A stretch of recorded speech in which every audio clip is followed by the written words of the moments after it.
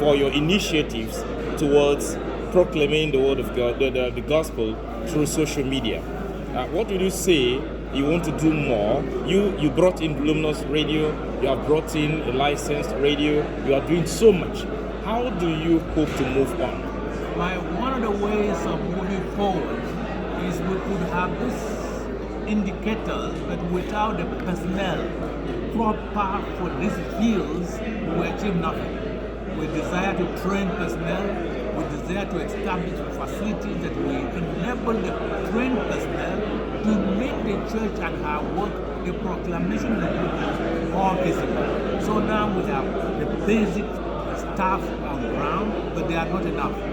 We have the very basic minimal equipment, but they are not enough, and this is an area that is continuously changing.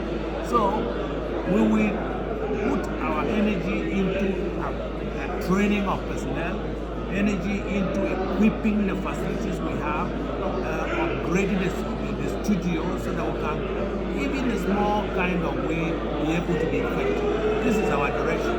And we have already been taking a discussion with the team, Luminous Radio team, to ensure that, number one, in every deanery, there are trained individuals who can report on events.